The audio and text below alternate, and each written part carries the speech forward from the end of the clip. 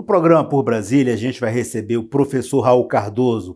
Além de professor, ele é cientista político e a gente vai conversar sobre a pandemia e a volta às aulas em plena pandemia, que o governo do Distrito Federal queria que voltasse já no dia 27 para as escolas particulares e no dia 3 de agosto para que voltasse nas escolas públicas. Aí, em acordo com o sindicato, ele concordou que voltasse às aulas já no final de agosto, início de setembro. Vamos conversar agora com o professor Raul Cardoso. Professor Raul, então, o que o senhor acha da volta às aulas em plena pandemia? Rócio, esse retorno às aulas presenciais agora beira o absurdo. Acho que assim, esse é pra gente falar um mínimo, sabe?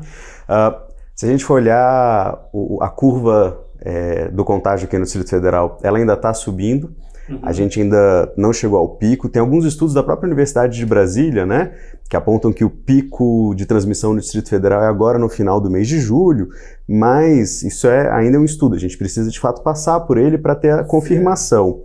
E neste momento, você cogitar a volta de centenas de milhares de crianças, de jovens para as escolas, é sacramentar o que o governo do Distrito Federal já está fazendo, que é liberar e garantir que as pessoas voltem e tenham a liberdade para morrerem de Covid-19. Mas veja bem, aqui no Distrito Federal, o governo libanês foi um dos precursores em conter as pessoas, em fechar alguns estabelecimentos, inclusive as escolas. Ele foi um dos primeiros em todo o Brasil. E agora, onde, como você falou, a curva continua subindo, ou melhor, não tem uma curva, a gente ainda não chegou a um platô no Distrito Federal. O que acontece é que a gente está subindo em número de casos, número de mortes, e o governador resolve, além de flexibilizar mais estabelecimentos que não são considerados prioritários, ele quer o retorno às aulas. Isso aí é uma espécie de suicídio?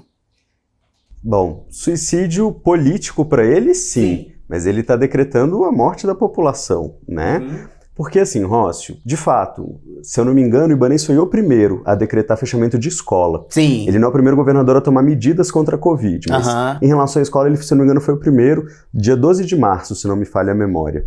E eu lembro que lá em 12 de março estava todo mundo ainda meio assustado, né? Sim. 12 de março parece alguns anos já no passado, né? Mas eu lembro de vários grupos de WhatsApp pipocando, as pessoas falando, olha, parece que vai sair um decreto fechando escola para amanhã, e ninguém entendia direito o que estava acontecendo, porque o caso aqui no Distrito Federal ainda estava muito no começo. E eu lembro que durante um bom tempo dessa pandemia, muitas pessoas evitaram questionar as decisões do Ibanez, exatamente pelo fato de ele ter sido o primeiro governador no Brasil a tomar algumas medidas mais duras, sabe? E eu lembro também de conversar com alguns colegas, professores, inclusive de outras escolas, que por mais que fosse importante o governador tomar medidas duras e drásticas naquele início, que talvez o fechamento de escola, por mais importante que fosse, não era a primeira ou não era a única medida inicial a ser tomada. Porque, pensa comigo, Rócio, se essa é uma doença que vem de fora para dentro, a primeira medida tem que ser o controle de quem está vindo para cá. Então você vai pensar em aeroportos, fechar aeroportos, você vai pensar em estradas, né? A escola, ela é um segundo passo, porque a gente começa a diminuir as pessoas transitarem no meio das ruas, que também é super importante.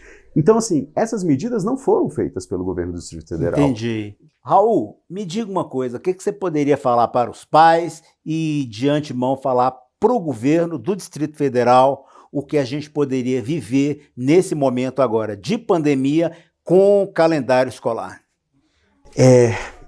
Acima de tudo, esse é um momento de aprendizado para todos nós. Acho que ninguém pensaria viver numa situação como essa há poucos meses atrás, né? Então é um momento que todos nós precisamos de uma solidariedade muito grande um com o outro e uma aceitação da necessidade da gente conversar, da gente se entender, para que a gente possa construir um futuro.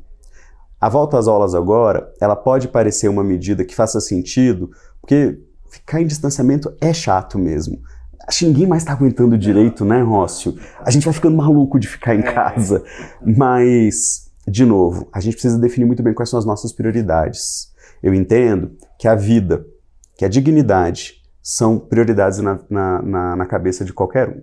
E é por isso que, neste momento, é mais importante a gente garantir a saúde e garantir a vida dessas pessoas no Distrito Federal. E é importante que a gente, enquanto sociedade civil organizada, pressione o governo do Distrito Federal. Porque não é simplesmente ficar em casa, mas é ficar em casa com condições de poder continuar essa quarentena. Então, para isso, depende diretamente da ação do governo do Distrito Federal, que é algo que a gente ainda não está vendo, né? Então é isso que a gente precisa nesse momento. Então, se as famílias estão na angústia de querer fazer algo, e que bom que estejam, que seja nesse sentido, da gente aumentar cada vez mais a pressão, junto ao sindicato dos professores, junto ao sindicato dos professores de escolas particular, do sindicato dos auxiliares de educação, tanto das escolas públicas quanto escolas privadas, para garantir que a gente consiga esse calendário que respeite a pandemia, que respeite o desenvolvimento que nós temos. Maravilha, Raul. Muito obrigado por Brasília.